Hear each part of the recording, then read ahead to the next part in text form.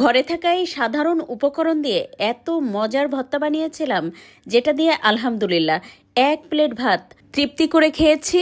আর এটা যে কি পরিমাণ মজার হয়, একদম ঠিক দেখতে পাচ্ছেন। আজকে কুমড়ো ভর্তা করব।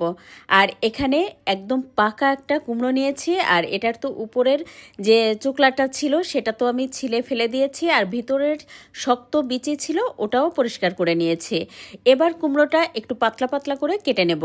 পুরো রেসিপি দেখতে থাকেন, আশা করি ভালো লাগবে আর কাজেও লাগবে। আর হ্যাঁ, রেসিপি ভালো লেগে গেলে শেয়ার করে রেখে দেবেন, এতে করে রান্নার আগে একবার দেখে নিতে পারবেন। এই তো দেখতেই পাচ্ছেন, মিষ্টি কুমড়ো কাটা শেষ করে এখানে একটা বড় চিংড়ি মাছ নিয়েছি। যদি ছোট চিংড়ি নেন তাহলে 5-6টা 7-8টা নিলেও হবে। এবার চিংড়ি মাছের উপরের যে খোলসটা ছিল সেটা কেটে পরিষ্কার করে নিয়েছি, আর ভিতরে যে রগটা থাকে সেটাও পরিষ্কার করেছি। এবার চুলায় একটা প্যানে 1 চা চামচ পরিমাণ সরিষার তেল দিয়ে তাতে দিয়ে দেব ওই যে আগে থেকে ধুয়ে পরিষ্কার করে রাখা চিংড়ি মাছ আর মিষ্টি কুমড়ো। তারপরে 2 মিনিট মতো একটু নেড়ে মিশিয়ে নিয়ে যখন একটু নরম হয়ে গেছে, দিয়ে দিলাম ওই যে স্বাদ মতো লবণ, তার সাথে দিয়েছি সামান্য একটু হলুদ গুঁড়া। চুলার আঁচ মিডিয়াম রেখে নেড়ে মিশিয়ে নিয়ে ওই 2-3 মিনিট মতো রান্না করে নিয়ে দিয়ে দেবো 2টা কাঁচামরিচ মাঝখান থেকে ভেঙে, তার সাথে দিয়ে দেবো 2টা পেঁয়াজ কুচি।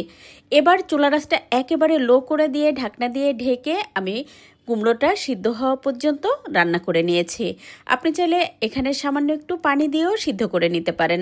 আর এই তো দেখতেই পাচ্ছেন, যখন পুরোপুরি এটা সিদ্ধ হয়ে গেছে, চুলাটা বন্ধ করে 1 মুঠ ধনেপাতা কুচি দিয়ে দিলাম। আর ধনেপাতা দিয়ে কিন্তু চুলাটা বন্ধ করে দিতে হবে, তা না হলে ধনেপাতার কালারটা নষ্ট হয়ে যাবে। সব কিছু একটুখানি ঠান্ডা হয়ে গেলে শিলপাটার উপরে দিয়ে দেব। আজকের ভর্তাটা আমি শিলপাটাই করব। আপনি চাইলে ব্লেন্ডার জারেও করে নিতে পারেন, তবে শিলপাটায় করলে হয় কি, ওই যে চিংড়ি মাছটা একটু থেতো করে নেওয়া হয়, দাঁতের নিচে পড়ে, খেতে খুবই ভালো লাগে। আর ব্লেন্ডার জারে না ওই জিনিসটা সুন্দর মতো বোঝা যায় না, হয় একটু বেশি দানা দানা হয়ে যায়, না হলে একেবারে পেস্ট হয়ে যায়। তো এই তো দেখতেই পাচ্ছেন, আমি তো একটু আধা ভাঙা করে বেটে নিয়েছি। আর এখন এর মধ্যে দিয়ে দিলাম আরও একটা পেঁয়াজ কুচি, সেই সাথে দিয়েছি সামান্য একটু সরিষার তেল।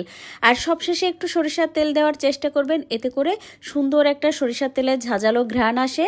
আর এই তো সবশেষে আমি একটু লবণ চেক করে দেখলাম যে লবণটা ঠিকঠাক আছে কিনা। যেহেতু আমি আগেও একটু লবণ দিয়েছিলাম, তাই এই পর্যায়ে অবশ্যই লবণ চেক করে তারপর দিবেন। যদি মনে হয় লাগবে তাহলে দিলেন, না হলে দেওয়ার দরকার নাই।